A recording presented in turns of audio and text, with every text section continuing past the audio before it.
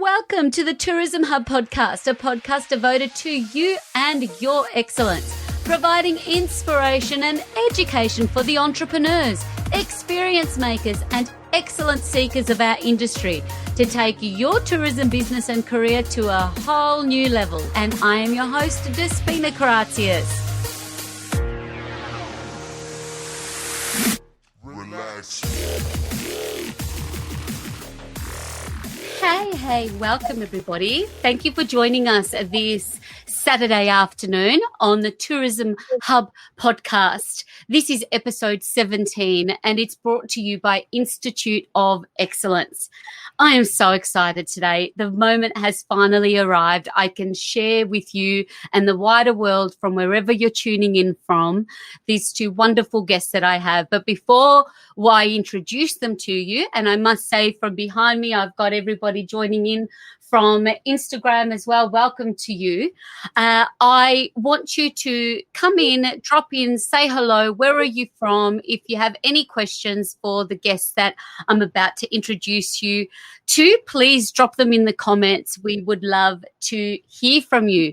Also, welcome to everybody that's watching the replay. Hello to you as well. Please, you will always get a ping. So if you're watching the replay and you're inspired by anything that you're about to hear, please get in touch. So without further ado, I want to firstly introduce you to the incredible, entrepreneurial, innovative, passionate leader.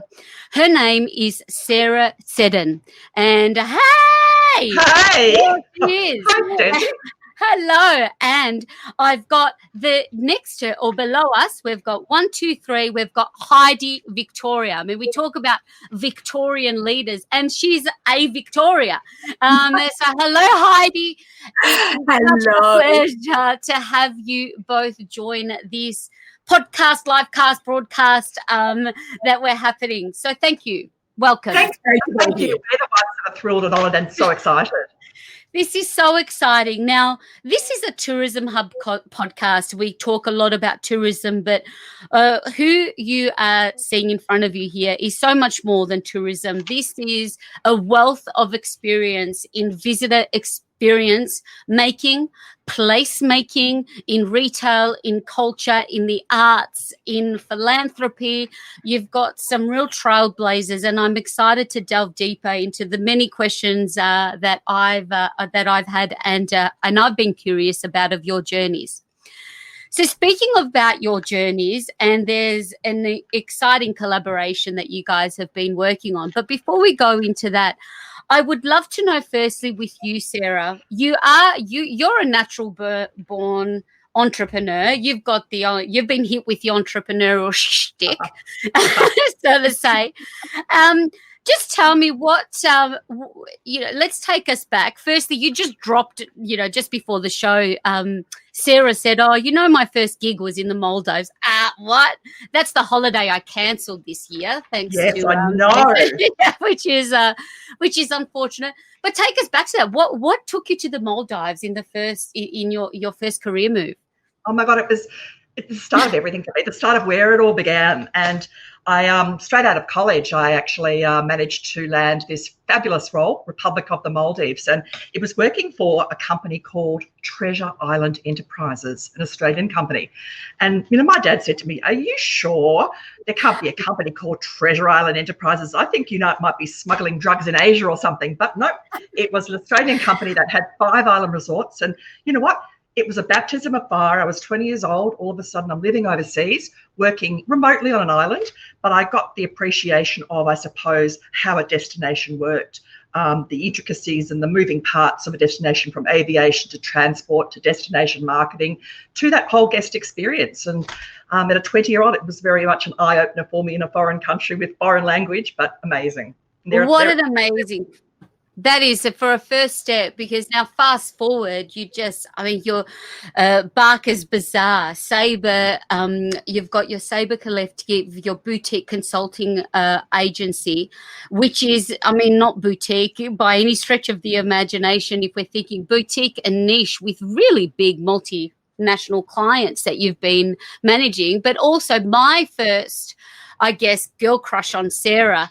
She was the chair of Destination Melbourne and still carry that role, right, as things, wind down with DM.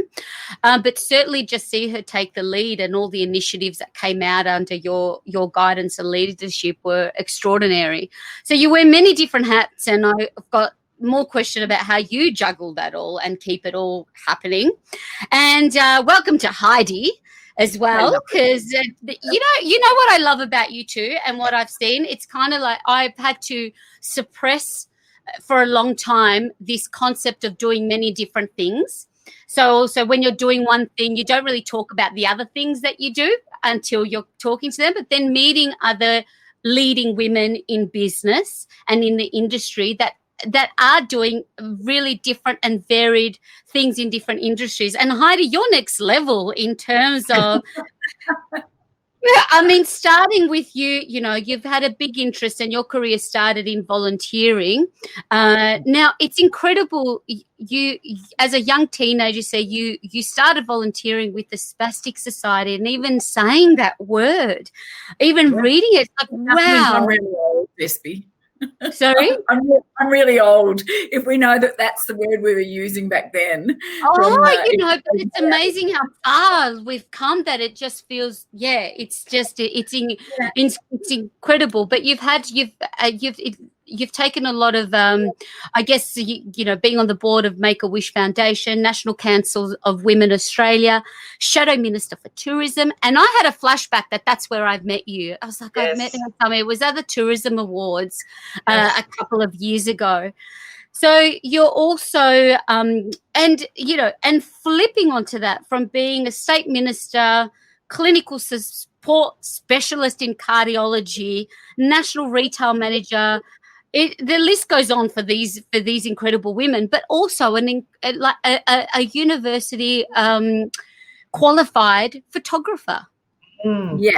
Yes. My true passion and love is, of course, to be creative, and when you've got that creativity in your soul, you can't get it out. So it's led me to some amazing places and some fabulous opportunities, and I still dabble. You still dabble.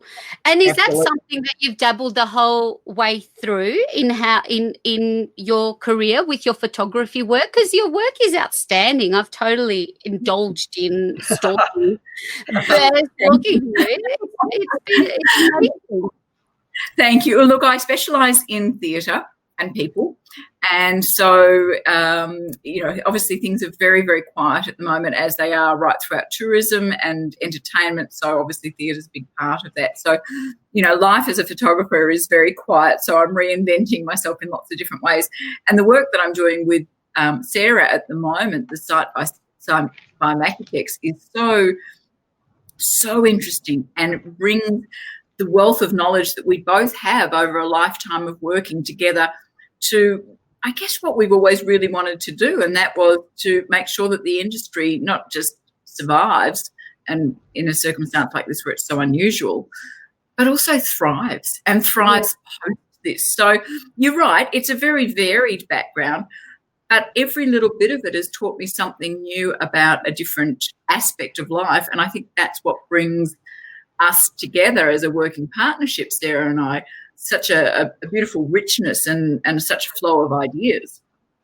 So tell me when that connection happened between the two of you, before we get into your collaboration with Macutex. I've been curious, how did you guys meet? And I can see, like, it was instant. Like, you had me at hello. Yeah. Absolutely. It was from our tourism space. So it was probably in my role of chair of Destination Melbourne. And at that time, Heidi was the shadow minister. And, she was probably the most engaging, supportive champion of the visitor industry. And so we immediately connected and became just, firm, I suppose, colleagues and advocates of each other. And it just continued into this new realm that we're in now, which we're really excited to share with you. Love it. And talking about your I guess the pathway into tourism, particularly for you, Heidi, what was it that led to the Shadow Minister for Tourism from where you were at the moment? Was it through, clearly it was through your political work and being in Parliament. No. But how did that come about for you, that sparked an interest that this is where I want to be and this is where I want to serve? It's funny because I served as Minister for the Arts and Culture and also as Minister for Women's Affairs and Consumer Affairs here in the state of Victoria. And so, yes, a quirky name. I used to, if I was in trouble, I used to call Heidi Queensland. But, you know, the thing with that was so much of the arts is interlinked with tourism. And if you look at, you know, as Melbourne being one of the top suppliers of music theatre shows in the world, you know, behind London and Broadway. And we're right up there in ticket sales. And so you can't separate from that point of view. You cannot separate the arts and entertainment from tourism. And especially, too, you look at how much the arts are interlinked with all of our major tourist, I guess, the major attractions that we have here, whether it be the Melbourne International Jazz Festival or the Comedy Festival is, I think, the second or third largest in the world.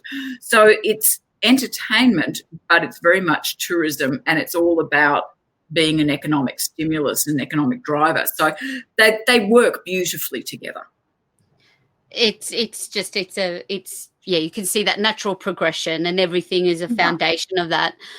And and for you, Sarah, I mean, you're big. You know, you've played a big role in major property development projects around the city. So you are a quintessential placemaker.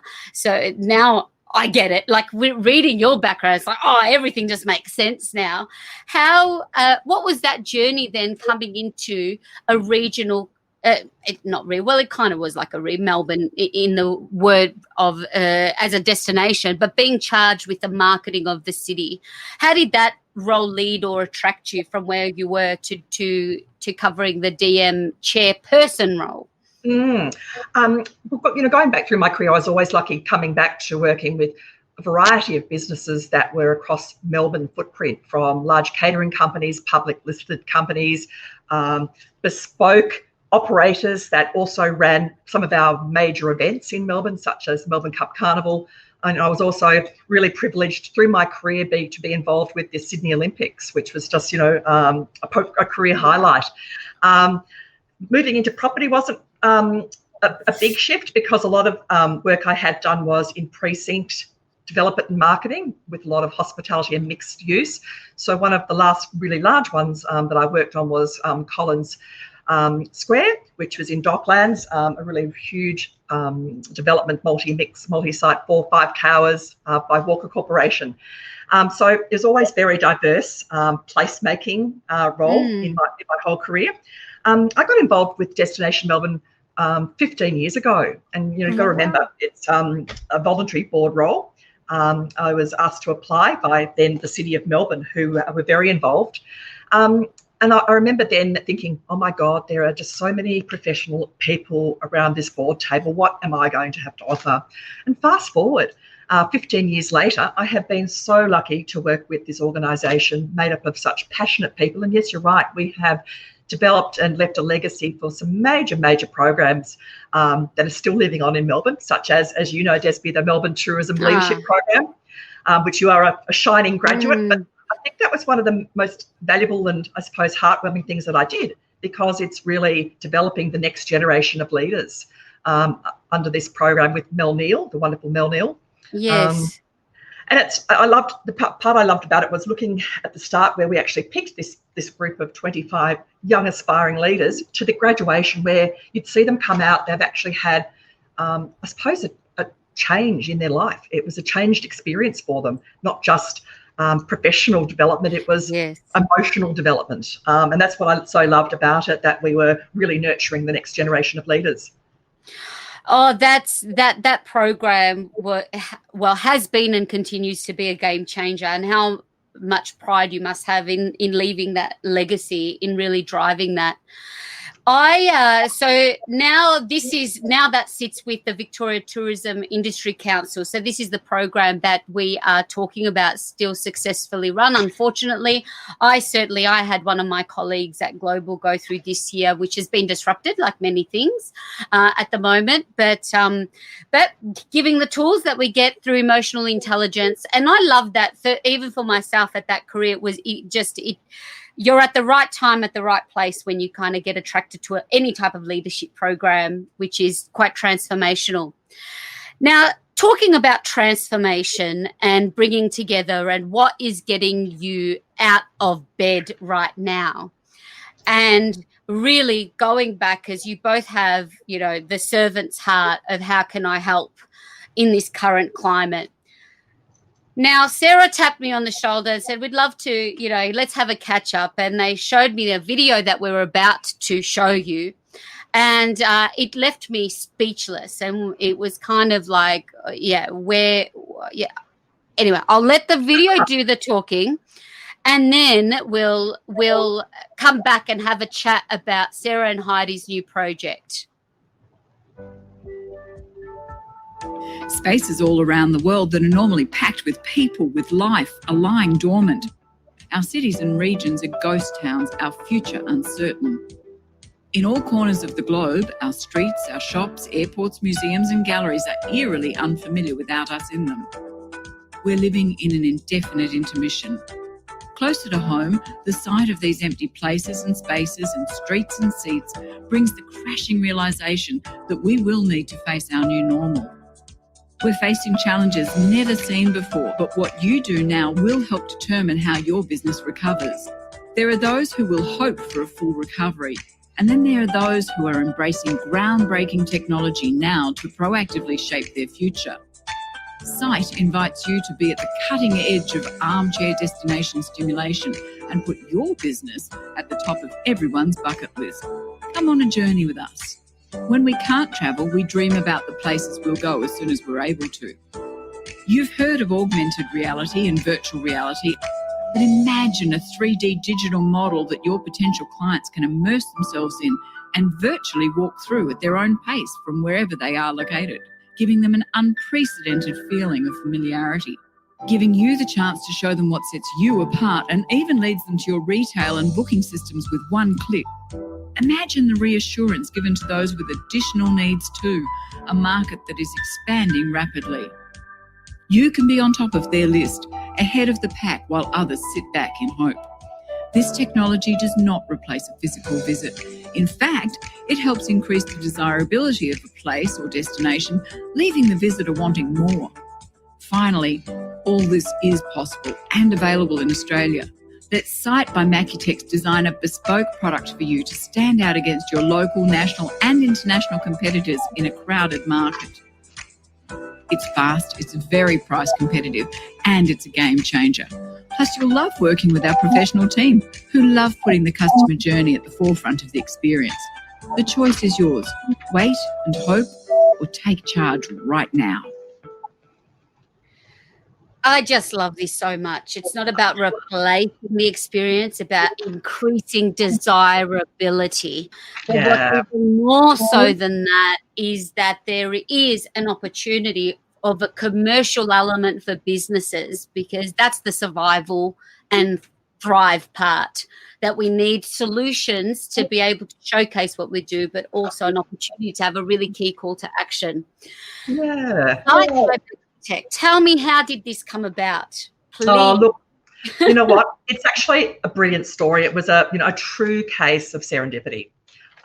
Just quite amazing. So, Macutex are a well-respected, very successful asset management and building audit delivery company. They're based in Melbourne, Australian-owned and operated. Been around for about 16 years, and they've got already existing IP systems, technology that they were actually using in their world, in their segments. And what we sort of started to imagine was what would be possible if we could actually help or make a business, a region, and the way that they do business not only exist in a physical world, but in a virtual world. So the great thing was Nathan Edwards, the CEO of Macutex, if it wasn't for his entrepreneurial curiosity and openness to try something, this wouldn't have happened. And, he probably thought at some stage, who are these two raving lunatics talking about the visitor experience and tourism experiences? Like, he must have been like scratching his head at some stage. But we could see it really clearly, Heidi and I, that they had it already. They had the existing technology, the IP, and all we needed to do was help them reimagine it to the tourism, events, retail, hospitality industry by overlaying, first of all, a creative element, but really seeing it from the visitor journey, which is what they probably hadn't done before. We brought that to the table, that it was all about the visitor experience. And we really loved it because we could see it working for our industry, who was in crisis. Our industry were bleeding. They were in turmoil. They were on their knees. And Heidi and I just felt so compelled that to work and develop this product with Macutex so that we could do something to bring it to our industry. And we've worked really hard to package it, to make it scalable, price affordable, great for entry. We've also partnered with a couple of different organisations to do some case studies. So where it all started, where we first tested it, I suppose. Again, Nathan, through his generosity, wanted to give back to the community, and it was just in April, just before Anzac Day. And I'd heard on the news that the Shrine of Remembrance couldn't hold their dawn service because of the physical distancing that was in place due to COVID-19. And suddenly, this light bulb moment struck that, imagine if we could apply this technology and recreate a digital model, a virtual model of the Shrine of Remembrance, and then have an immersive experience so that our community could remain connected with the Anzac Day spirit. Well, while they couldn't be physically present, they could actually, through this technology and this experience, be virtually present. So within 2 weeks, we're able to scan the shrine through this amazing technology, create these 360-degree scans to create this virtual model, immerse this experience, this digital tour through there. And the great thing for the shrine is they've also said that they've lost through COVID not only that Anzac Day connection, but the education market. A lot of schools, which we forget, go to the shrine on their school excursions. And so that hasn't been happening. But through this tour, they've been able to have that connection still to the education community. So schools can actually still have that valuable piece. Also, the great thing with the shrine was they relied a lot on donations when people visit the site, and also their retail shop is another source of revenue for them. So through this technology, we were able to sort of overlay that commercialisation aspect for them. So as you go through the tour, you'll notice we call them tags, but the tags simply are, I suppose, stops, places of information or places of further interest where the user can click on that tag and something else will come up. So in the shrine's case, it could be a beautiful statue and being the rich history of that Anzac spirit. But in the shrine's case, we're able to also click on the donation box and take it straight to a donation page to the shrine's website so that people could still donate. And similarly to their retail shop, people could tour the retail shop, buy some merchandise, and it click straight into the shrine website, and they can commercialise that sale and get some revenue for it. So it's ticked a number of great objectives for them, and thousands and thousands of tours later, they're exceptionally proud and happy to have this technology. It looks what a brilliant solution, and how genius to reimagine that. In digital marketing, we're always talking about content, and that it doesn't always have to be you. It doesn't always have to be, look at what's out there and repurpose something that is tried, trusted, and already exists. And to see you reimagine this for the industry of a technology like this that already existed. So had you known you were connected with Macutex before? Is this something that you went out and searched for? Did you, is this something yourself and Heidi said, there must something already exist that we can repurpose in the way that you do? We knew of Macutex, and we knew that the technology they did, but it was just that light bulb moment thinking, oh my God, imagine if we approached them to say, could you reimagine, could you just tweak your technology to a whole different market? You know what, that comes a bit of guts too in this ISO time for somebody to actually take the risk with us and say, hey, we think there's something here. But again, Nathan has got just that curious entrepreneurial spirit himself, and really is very open to trying new things. So we're grateful to him to listening to two raving lunatics. Oh, he knows a good mind when he sees it. He's a clever man. So this is very new. I always see things now. It's ingrained in me from my time at Global and working in small tour operations for a long time, that there might be other businesses, smaller businesses or attractions that might say, oh, that's for the big attractions. But certainly it's well worth checking this out, because it's very, very affordable too. Did you want to speak to that this is something that was created not just for the big key attractions? This is something that you've also tested out in regions. Is that right, Heidi? Did you want to? Yeah. Yes. So one of the things that we were very deliberate about was making sure that it wasn't just for the big players. So, if it was a university or something like Federation Square or the Shrine, where we've done something like that, of course that's fantastic. But for the very small attraction or the small retailer who says, I actually just want to have people understand that I'm still here, be able to, help me get a little bit of cash flow during this time, so the commercial side of doing this, but also give them that feeling of, I'm really comfortable to go back there after all of this, whatever the new normal looks like. Yes. And we've made it really price competitive. The return on investment is just so good. Because if you look at doing a segment on a travel program or a lifestyle program, that sort of thing, and in comparison to what you would get for that for, say, a 10 or 15-minute spot, this is something that lives on your website. You can, shoot out through direct mails and through social media, sort of in perpetuity, if you like, for a fraction of the cost. And so this actually puts it right within the ballpark of even the smallest retailer and precinct. So, you could take a shopping precinct, and we're working with a couple of them at the moment, and say, okay, well, this is our main shopping strip, and each individual business within that can have a very small financial input to make sure that, in fact, this is something that's much bigger as an overall look, if you like. It's brilliant. And especially now we're hearing this next step about retail. Retail is really being hit, the bricks and mortar and the big shopping complexes. I mean, it's very on topic at the moment to give these retailers, because the rent has to be paid. There's no customers. It's a conundrum that we're all a lot of retailers are facing right now.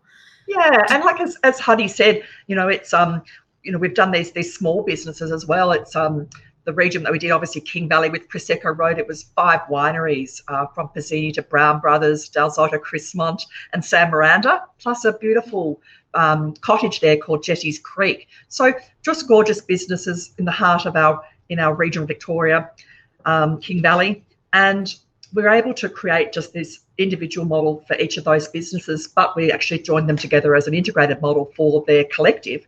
But as Heidi said, small businesses can benefit. The best thing about this was we could actually offer a virtual tour of the winery. You could actually browse through the cellar door. You could click on information on the tasting notes, but you could also click on a bottle of wine from that cellar door and pop it straight into the shopping cart of that winery and transact a sale. So giving these young and, operators that have, first of all, gone through the bushfires over Christmas and now COVID, just a reason to have some extra revenue come through the door just while we're in sort of semi-hibernation. I love that, even as a group of operators in any destination of region, because packaging, partnering, collaborating, it all goes hand in hand. So having a collective go into market to have their own individual virtual tour and then package it up together as an immersive experience for the area. I love that. There's so much, isn't there? So much. And we did that with the help of VTech. You've got to love an industry association, don't you, who really champion us. And so when we wanted to look at a couple of case studies or pilot projects, we actually approached VTech with the gorgeous Felicia Mariani, Chris Porter and Michelle DeLava. And we actually tried to work out what would be 3 pilot projects to best showcase this technology to our industry. And so we were led to King Valley, so the Prosecco Road Collective, which was a great project to do. But we wanted to show diversity because that's what our industry is all about. So one of the other businesses we did was a really quirky operator. We did Melbourne River Cruises. So we actually did a digital scan of that beautiful boat that cruises along the Yarra, but we were able to show a 360 experience, a downstream and upstream experience of the river, and show Melbourne from the Yarra River, which was just incredible. And then the last one we wanted to do was also something that's very Melbourne, and what's more Melbourne than sport and the MCG. So we actually did a case study or a pilot program on the Australian Sports Museum at the MCG. You know what? And they've had some trouble too. They've gone through 7 years of a redevelopment of their wonderful museum. Then the COVID hit and they can't show it to the world. And, you know, they rely on not just locals who love sport, they rely on education groups, but they rely on so much of tourism, sports-loving, mad international tourists that come to visit this holy mecca that is the MCG, particularly the New Zealand market and England and the Indian market are mad for their cricket. So they've been like decimated as well. So we're looking at working with them to have a teaser link so people can actually obviously just get inspired to put the MCG or the Sports Museum at the MCG on their bucket list for when people are allowed to travel again, but also help the international market just whet their appetite and have a look through and just get inspired to visit and just feel that connection back to, I suppose, icons around the world that they love. And the nice thing about that, of course, is we can do it in multi-languages as well. So it's very easy for us to do something in a language depending on what the business is or what the attraction is. So if they're trying to target a particular market, we can certainly do all of the captioning, all of the tags, all of the information in the language of their choice. So, you know, it's a no-brainer. Yeah. It's a no-brainer. And say for businesses now, I've got my objective business hat on as an operator to say, well, right now I would love to come out of COVID with this already done and have this. What's the process with the current restrictions? Is that something at the moment that's on pause to be able to have these scans done? Or is that something that you've got the parameters to still do that?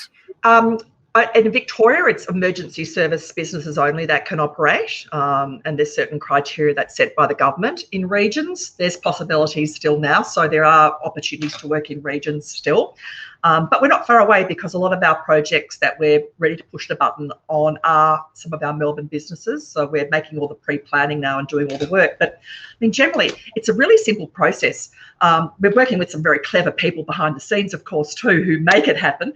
But, you know, from Heidi and I's point of view is we really take the time at the start to scope the project with the particular business. And it's really understanding what they want out of it, all the objectives. So it could be pivoting them to new audiences. It could be just offering an immersive experience with the brand. It might be about keeping your customers or stakeholders, you know, engaged with you during this time, or it might be to move your whole business online to this interactive sales platform to drive sales. So we start with that, work out what they want to achieve. And then we take off our technology hat, we take on our customer, the visitor hat on, we put it on. And how would you like to experience that business as a customer? So how do you walk through it? What do you want to see? What information do you want? Where do you want to go? And obviously the customer has the choice to actually do it in their own time, wherever they want, however they want. But we've got to have all those props available to make this beautiful, seamless experience for the customer. So we go to the effort and really map out that customer journey at the very start so that when Macutechs come in, we actually have set the scene for them. They know exactly where the customer's going, where to scan. We've already preempted with the client, okay, well, what tags are we going to actually immerse into this model? What information do we need? What assets? Because I think, as Heidi said earlier, these tags or these points in the 360, the model, can be anything from a multimedia. It could be another image to pop up and just show some history. It could be wine tasting notes. For Federation Square, for example, we've got numerous tags in there. One of them was to do yoga with Ivy in the Federation Square. So it actually popped up and had a yoga class, which was just fantastic. So, you know, it's where your imagination goes, what can be done. So it's just to get that scene set. The team come in. It's really amazing technology. Actually, there's two parts of technology that we can use. And we, depending on what the client wants, we use that one, whether it's just a standard one or whether it's a really sophisticated bespoke model that they want. And it's technology that comes in, it scans or it takes photos on a 360-degree tripod, many hundreds and hundreds of photos, so that when you actually have this model stitched together, the actual resolution is so high and the quality is so rich that you can see things in just such detail. In one case, the photos are set round and it's stitched through with artificial intelligence. The model is created, and then we embed this 360-degree tour through, and that's done all by Macutex. And then we just work with the client at the end to, I suppose, just tweak the tags and make the experience right.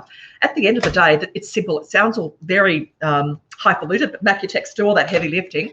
And at the end of the day, what you get as the client is you get an iframe, which for tech people who know what they're talking about, an iframe is simply a line of code which you put into the back end of your website, and that's where the tool will pop up, and users on your website can click the button and log into this virtual tour. When you talk about digital assets, I mean, I can't think of anything more immersive to be able to complement what you have, which, you know, it just makes website look like paper brochures now next to this type of technology. But what I also love, what I've taken from what you've just shared for both Sarah and Heidi, that it's also a way to really educate customers on what you do. So an opportunity to also, because a lot of tour operators, a lot of what you're doing, you're also teaching about whether it is something as niche as, you know, how a hot air balloon flies and how it works, to how to make the wine and what's the best time of the year to make the wine. It's also something that's not only immersive about leading you down a path to purchase, but also down that storytelling journey of sharing the narrative. Absolutely. Yeah, and one of the parts of the technology that we also have too, which we didn't touch on, was the hospitality side when there's function and events.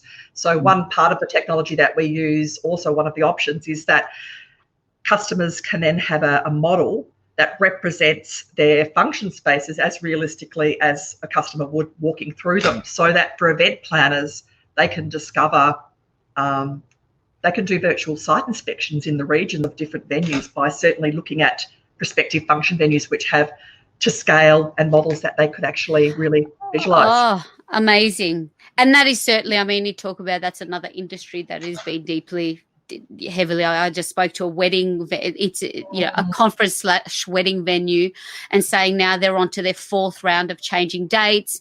Brides don't want to have 20 people, so they want to have, many different challenges. So this is an excellent way, because, particularly, and these are weddings or bookings that they already had converted, but to bring in new people, it's just it's not something that you're going to really make a commitment unless you've seen the space.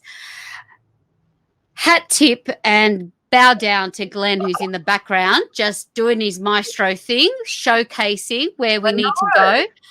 Glenn from Alba Prime, he's just a legend. Thank you, Glenn. You're doing awesome. Thank you, now, Glenn. what I love about, I mean, there's so much to love, but what I love is that you've taken, and I saw this quote early on in the journey when my head was spinning and I could foresee real crisis coming our way for our business and the industry. This is at a time where I was heading up global ballooning at the start of the year. A great quote that I read was that with the Chinese, and you were saying you also led that program, Sarah, with DM, which looking back, why didn't I just do it? I'll do it next year. And then Amazing. It was amazing. It looked amazing. But it's the Chinese use 2 brushstrokes for the word crisis. One is to represent danger. One is for opportunity. And seeing what you've done here, you've really looked at how can we help? What is an opportunity that we can give to businesses? And hopefully that will inspire many to see this as an opportunity to improve and enhance. Now, how... I guess in speaking of this Cite by Macutex, the website to go to and get more information, did you just want to share that? What's the website that you're taking everyone to, Glenn? macusite.com.au, but we can put that up for Glenn. Might better put that up later for us. But macusite.com.au. Yeah, excellent. If people are curious, they're probably already on the Google. And if there's any questions, any more questions that you'd like to ask, Glenn, you can publish those questions up on the screen. If there's anything that anybody listening, I'll have a look at anyone. We've got some people. Lakshmi Cashmore, our girl, she is Lakshmi. She's a big fan of all things tourism and especially DM. So Mel Watson, Mel is in the house now. Mel Watson, now Mel. Hey, Mel. Mel is actually she's the girl boss over at Balgownie Winery, who have not only they had some. So Mel, I think this will be great to connect for Balgownie Winery. That's another business that we need to support once they have their brand new restaurant built and come on and ready to take visitors when Victoria opens the business again. Now, speaking of Victoria and the current situation and just managing challenging times, you've got a varied, there's so much life experience in what you girls and women and leaders have done. What are some things, or what would you? Is there a time that you would consider a really challenging time for yourselves that you have had to overcome? Just something to give people some hope, or, some strategies or some things that you had to dig deep and come out on the other side with many learnings. What are some things that you can think of through your journey outside of, the whole COVID pandemic, like we can't, stage 4 lockdown, which you've handled very well in how you've come through with your solutions. But over time, did you want to talk to that, Sarah? Yeah, look, I suppose my Destination Melbourne recent experience was, hands down, was the most challenging time of my life, my career. And I guess, it didn't happen overnight, but it was over many years where our tourism industry was going through a realignment and restructure. And I suppose where it got to last year in March, not 2019, where as the board, we had to make a really difficult decision to wind down that current business model, just because of, I suppose, just changing market conditions. And so we made the really difficult decision to outsource some of our hero products and services to other industry organisations, really to protect their legacy. And I think, that the day I remember bringing the staff together, and the staff weren't just the staff, they were my family. We'd been together, I'd been with them for 15 years, but many of the staff had been there. I'd seen young interns grow into beautiful, flourishing young women. I've seen people get married and had babies. So they were my family, and just to actually have to deliver that news was singly the most difficult thing I've ever done. But what I probably realised then is I didn't know I had the resilience and strength that I did to come through it. But probably my biggest lesson was, don't try and do it all alone. Don't try and hold it on your shoulder and try and shoulder everything. Lean on people. That's not a weakness. That's probably my biggest lesson. Great message, and I think for anybody that's listening at the today and joining us, isolation can have a whole other meaning if when you're handling things in isolation. So I think reaching out and not going it alone. That's brilliant. That's a brilliant advice to share there, Sarah, because I don't imagine that would have been easy at all. And having now, I guess, in a really, funnily enough, the whole industry has had to face that now. It's like what you faced back then. I mean, I had a glimpse of it myself when you see it, and it was really the government stepping in with the JobKeeper that breathed a little more life before you have to make those calls, which is across the board. And now it's that next step, which exactly that next step of what's going to happen when that Band-Aid that some people are calling it is ripped away. A lot of business owners and managers are going to be having to make those same tough decisions to survive or let go.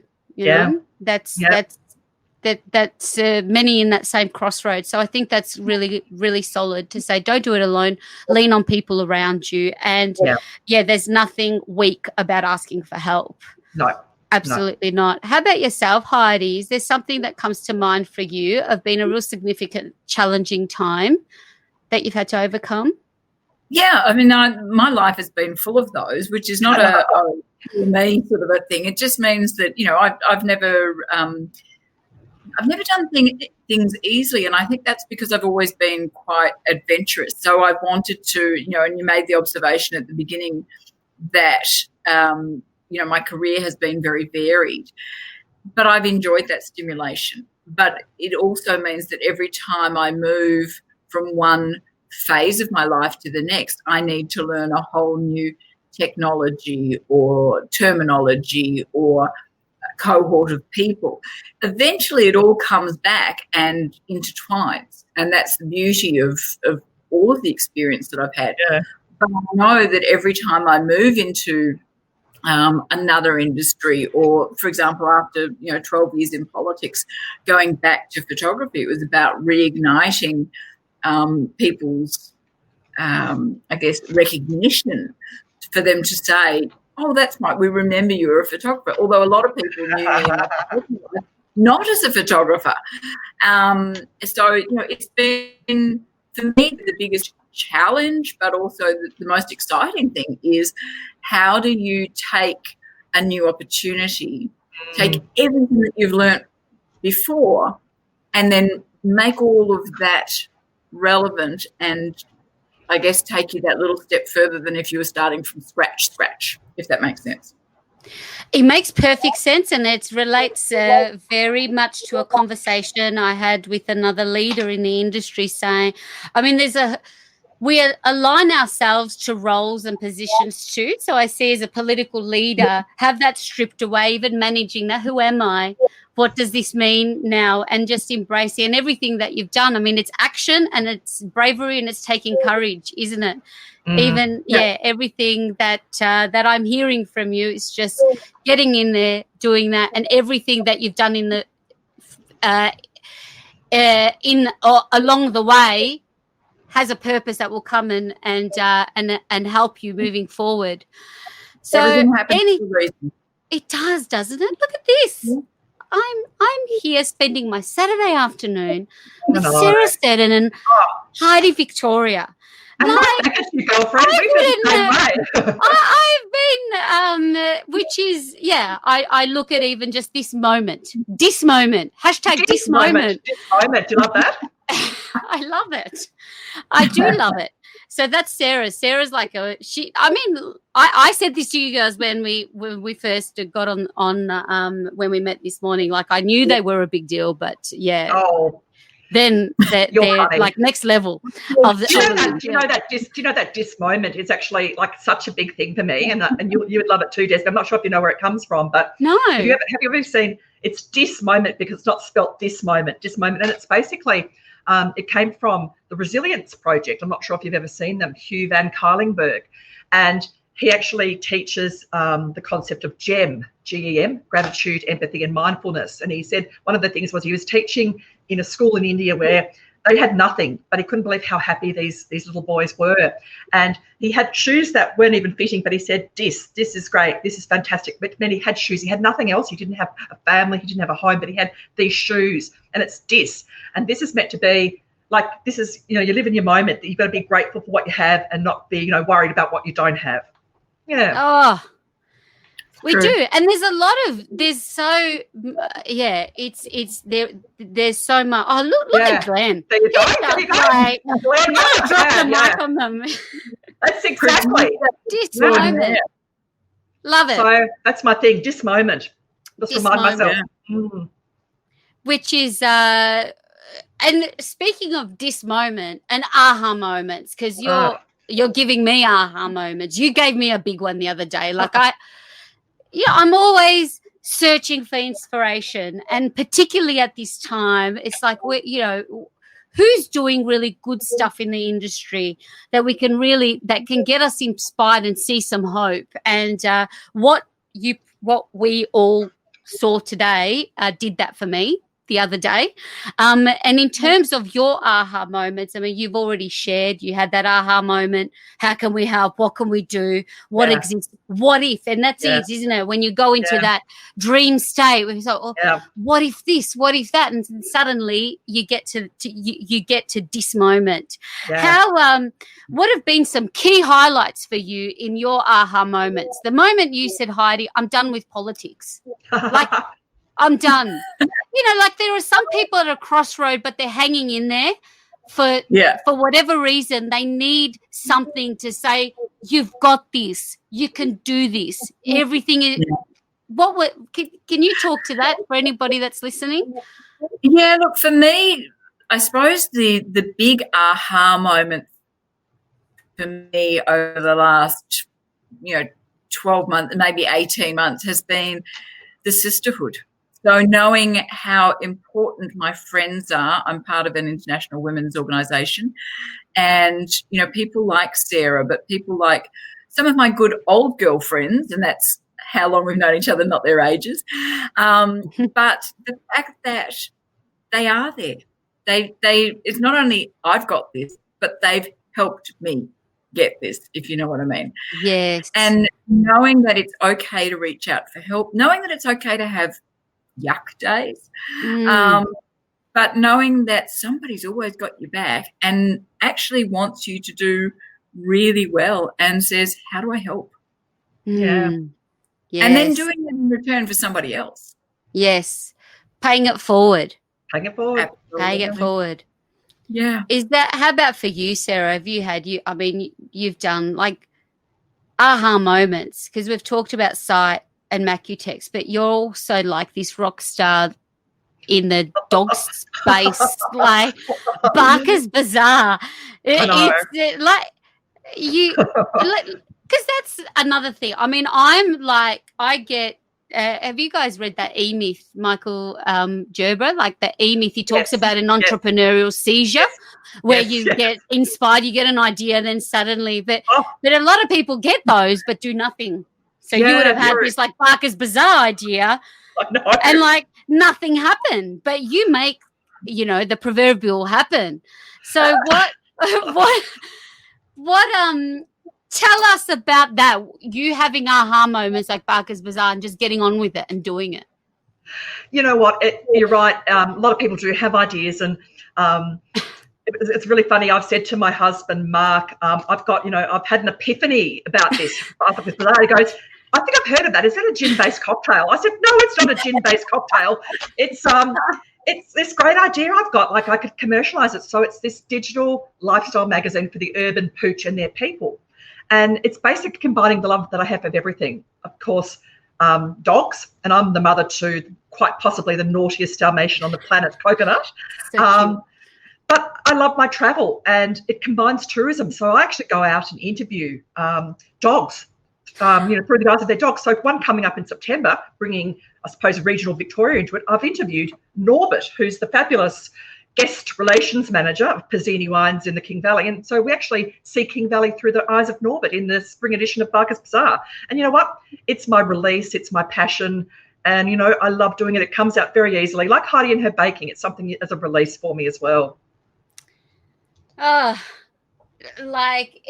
got on Instagram love hearts going everywhere. It's I love that, and that is I guess it all comes back to do something with it, because that's even like you've got Barker's Bazaar. It's something that's a passion project, but then you apply what you know about business, about commercializing business, and suddenly it's work you love. Like it's not, and everything that you do looks like compromises that. And that's the nice thing, isn't it, Sarah, that we've been able to do is we've been able to use our, I suppose, our knowledge of many years and be able to make it into something that we know will make a difference to a lot of lives, and yet still be able to have our own lives. So you've got Barker's Bazaar, which I know you've got a huge following and a huge readership of. And I bake, so I've got Heidi's Kitchen, for bespoke cakes. And it's beautiful. Where was that one? Secret passion. Heidi's Kitchen. That's my happy space, yes. If I people, love it. Heidi's Kitchen at mail.com is where people can email if they want to know more. But I do, beautiful bespoke cakes and cupcakes. I'm delivering them all over Melbourne. Being an essential service, being food, they can go all over the place. And people are sending them instead of, flowers as thank yous to I had a girlfriend wanted some to go down to an oncology ward where she'd been having treatment, and she said, I just want to thank the staff. So, a dozen beautiful, bright, floral cakes ended up down there the other day. But the nice thing about this is that all of that kind of works in together, and it's, I guess, in our age, without giving anything too well, I suppose it's all days, isn't it? But, at 52, I want to be able to do things that, really mean a lot to me and have that work-life balance. So I cook because that's my zone. But then I also get to give back to, for example, the tourism industry and say, it's been so good to me over the years. I now want to do something for the industry and sort of work on that two-way street. So, and Sarah with Barker's is just, so passionate about that, and yet equally as passionate when I see her and we're talking about all things to do with Sabre Collective and Cite architects. Yeah. Do you know what, Jess? Some of the things that, you talked about earlier, to try and make things happen, people have ideas. But you know what I've probably realised is don't try and make everything perfect all at once. All you've got to do is make a start. You don't have to have this fabulous business plan mapped out perfectly. You've just got to have, I suppose, a roadmap. And I think, Cite's a good example.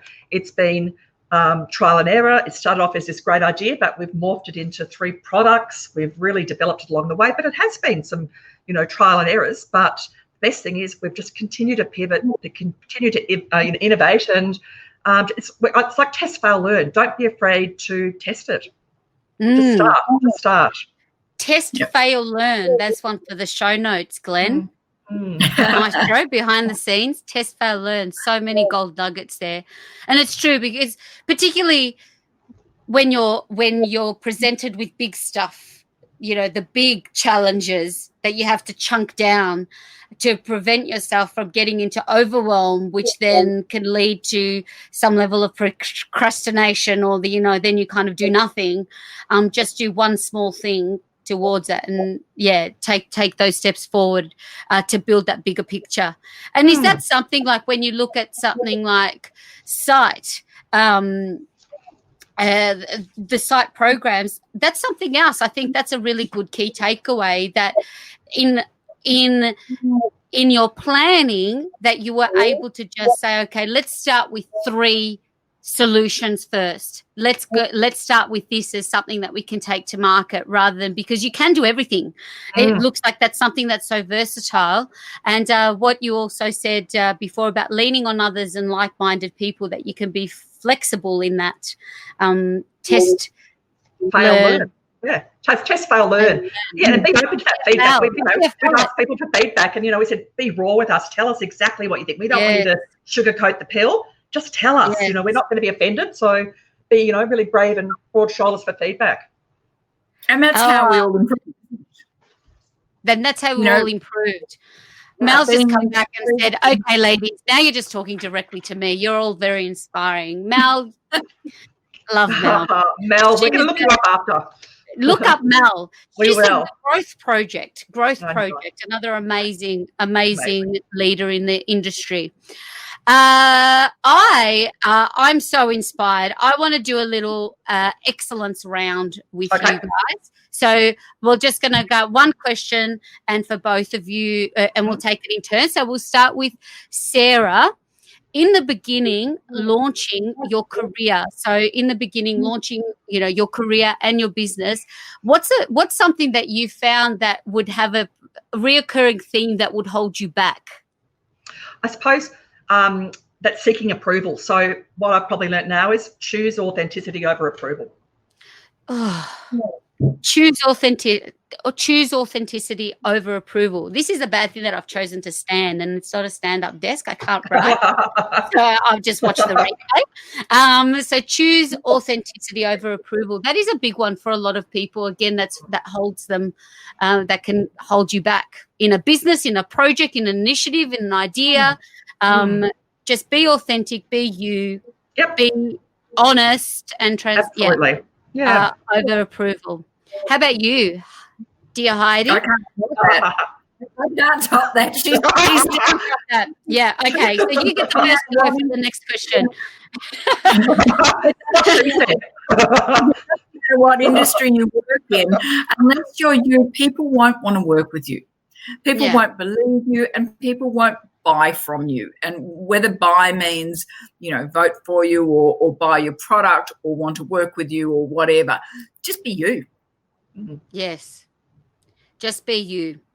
And I guess your experience in the political game, I mean, I know nothing. I wish I like in looking at your experience, I'm like, I wish I was more, I had more political intelligence in that realm. But, I must say that in light of everything that's been going on at the moment, it's really put politics forefront in taking an active role in that. But certainly that putting yourself out there, and be voted, it's on a different level of acceptance, another level, and growing thick skin to handle that.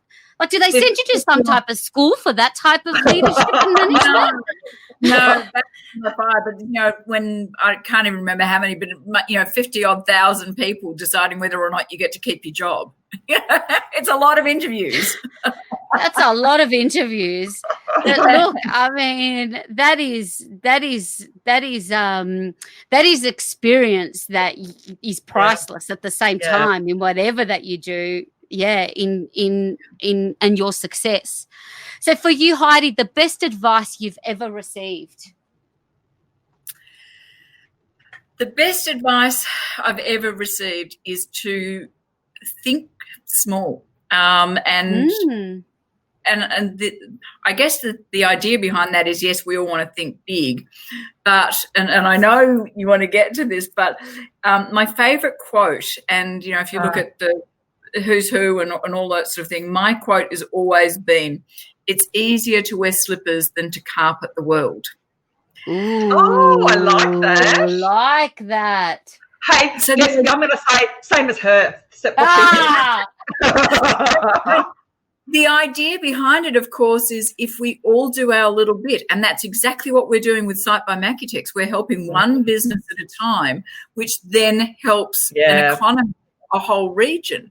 So, if you clean up your front yard, chances are your neighbours will, because there's a bit of one-upmanship. But, you go to the street and you'll see everything look trashy, or you'll see everything look nice. So it tends to be that whatever you perpetuate, others will follow. So, that for me is clean up your own backyard, and the rest of it will take care of itself. If everybody cleans up their own backyard, guess what? We've got a nice neighbourhood. Yeah, I love that. That's like accountability, isn't it? Like, personal accountability too. Absolutely. Like that.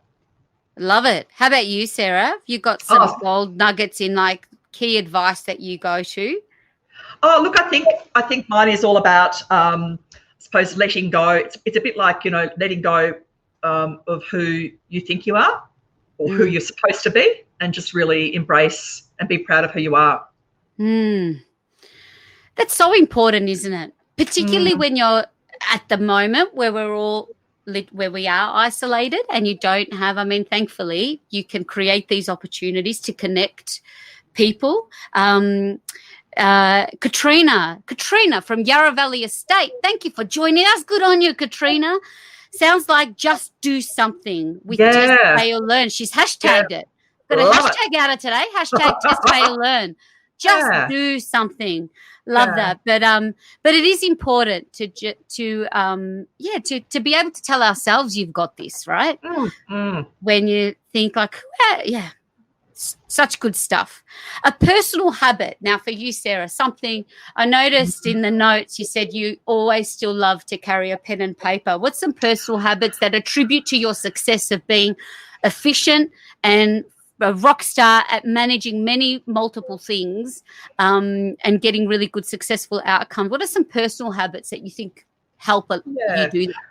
I shared that. I'm a bit old-fashioned in that way, pen and paper, like with technology these days, but I do like to write something down. I feel something very tangible, and I feel when I write it down, it's got to happen. It's accountable. I've got to do it because it's there in writing. But I think in terms of habit, it's something that I probably had to practice, but it's empathy. And, it's not just feeling sorry for somebody, or it's not taking someone's side.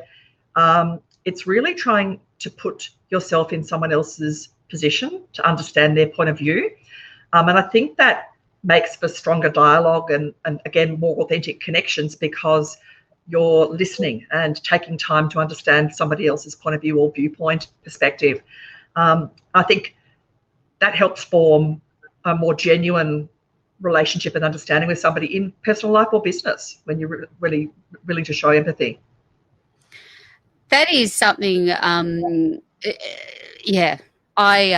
that's something that being intentional with that, I think that is something beautiful that you've said. Being intentional when sometimes it's not a default. Being intentional with being empathetic with whoever it is that is on that is on the other side.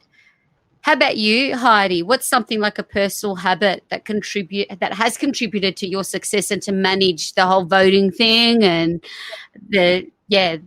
moving over to the other side to follow a passion? Yeah, give it a go, I think. Give it a go. Yeah. Don't be afraid of what could go wrong, but know what could go right. And we can always be fearful, but if we don't give it a go, what's that old saying, about a journey of however many miles starts with one step. And I guess that's what I live my life doing, is saying, give it a go. If it doesn't work, what can go wrong? And what can they do? I always say, what can they do? Take away my birthday? It just makes me get younger. So, just, I suppose for me, it's always been just try. If you fail, what have you done? You've become richer, you've become more knowledgeable, but it hasn't physically hurt anybody. Yes. And is there a technology that you go to apart from your phone? Do you have a resource that really helps your day in whether it's your planning or your grocery list? Girl. You're a pen and paper girl. There's something, very tactile person.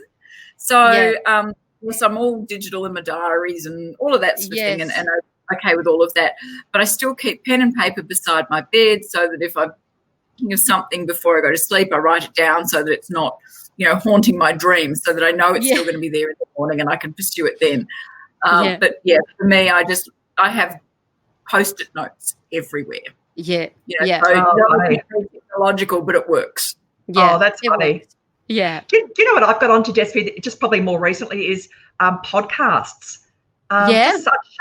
Such a great way now to absorb content when you're doing other things, whether you're running or walking or doing something. I often go to sleep with a podcast or something, and I often do it through various media, through Spotify or Audible, but love them, and they can be just things that are uplifting. They can be educational, and just loving them. What are some of your favourite podcasts that you've been listening to?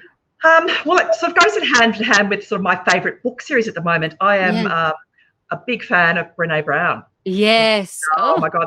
Have you seen her Netflix? Oh, did you? I could not get tickets to that thing, but I saw a Netflix documentary, and it was brilliant. So I love. I mean, I love and absorb anything that she says and does, and so obviously her Netflix show, her Audible books and podcasts, but also her books. Like, she's got some amazing books out there. So I encourage, if you haven't read Brené Brown books or seen her podcasts or her Netflix series, get on and have a look. It's pretty life-changing for me. Yeah, beautiful. And how about you in terms of favourite books or go-to, Heidi? Do you have any gems? For entertainment at the moment, rather than reading, I tend to be so tired by the time I finish in the kitchen and, all the things that I've got to do. So I do listen to books. So if I do have to drive, I will, pop on Audible and whatever I happen to be listening to. And quite often it's learning a new language. But because we can't travel at the moment, I'm not learning any new language. That's a passion of mine. If I'm going somewhere, I try to learn the local lingo a little. But for me, I've got a lot of go-to stuff at the moment, but there's something called Broadway On Demand. And I am absolutely hanging out to get back into the theatre, and so many of my friends work in that space. And so there's Broadway On Demand, but there's also, for example, last night I watched two very dear friends of mine in Nat O'Donnell and Simon Gleeson, who were in Mamma Mia and Les Mis and all of those sort of things as lead roles. And they're a married couple, and they did live a cabaret show for an hour out of the centre. And so, I couldn't watch it at the time, but I watched it like at midnight last night. Yeah. And that just made me so happy to see my friends performing again. So, yeah, that's my little go-to at the moment. My piece of happiness is watching people perform. Ah, that's the thing. It's so good to have a creative outlet, isn't it? Yeah, like to absolutely. have something that can give you that space to then be able to ingest new and keep our energy up. So as we start to wrap up, any parting words of advice for the listeners and the viewers that have joined us today? If we start with you, Sarah. I think don't be afraid to not have lofty goals. I always say, reach for the moon, because if you don't actually get there, you'll land somewhere amongst the stars. Is that what the saying is? And I look back at myself as that young girl that didn't think she belonged at the board table at Destination Melbourne. Sometimes Heidi and I talked earlier, sometimes we have that imposter syndrome that we don't believe in ourselves. Back yourself and reach for those goals. Work hard and reach for them. So good. And it's hard, but we all do. Yeah. I don't know what is that we experience. Because for me to hear that from YouTube, but it does exist within us, doesn't it? And we have to keep reminding that what's the proof? Yeah, but it's only to ourselves. You would never say that. It's only to ourselves. You wouldn't say that to your best girlfriend that you cheerlead and you champion, but we can do that to ourselves. That's why this is important. Yeah. How about you? Any words of parting advice or anything that we haven't covered that you want to share? Just give it a go. Be bold. What are you going to lose? Unless you're going to do something illegal or immoral, and that's immoral's not quite as easy to define. But as long as you don't do anything illegal, give it a go. If it makes you happy and you think it might lead somewhere, why not? Yeah. Such good stuff. I mean, I've certainly taken a lot of key takeaways, and missing, I am a pen and paper girl, but I'm inspired by a lot of what you've said, a lot of your actions that you don't, even this project, it's not something that you could go alone. You've aligned with a colleague that you've worked with before, that you have shared values, you respect each other's work, and you know that this is someone I'm proud to stand next to and take something to market. So for anyone else that's out there, even that, don't go it alone. You don't, go and partner, buddy, collaborate with someone to bring an idea for someone that sees the same vision. If you've got something bubbling. The other thing that I've taken away from you two is diversifying your skill set and diversifying your have your hands and fingers and toes in different pies if you bake, or different initiatives. Follow the idea through. And certainly with Cite by Macutex is just, when you do something, do it with empathy and do it with if you're doing something to genuinely help others, you can end your day really well and start your day bright. So that's 3 of many things that I've taken away from this inspiring rainy Melbourne afternoon that is all sunshine and rainbows from where I sit. And I hope that's brought some light into other people's worlds that they can take away that are going through, it is outside. We're all being raised, health is the most important thing. This pandemic is really demonstrating that we're doing what we're doing to keep ourselves safe and healthy, and have a brighter future. This too shall pass, and this too shall pass. Thank you so much. The best way to find you. The best way to find you and connect with you, Sarah, what would that be? Would that be this moment? Would that be on Instagram? Would that be to which website? Where would we like to direct people? Yeah, Instagram's probably the best. So it's my handle at Sarah Seddon, which is this moment. You can direct message me there through for Cite by Macutex, but also the Macu Cite website's a good way to actually connect with us if you want particular information about Cite by Macutex. So that's www.macucite.com, or reach out to us and we can. We'd love to talk to you, or at least just hear about how you're travelling as a business.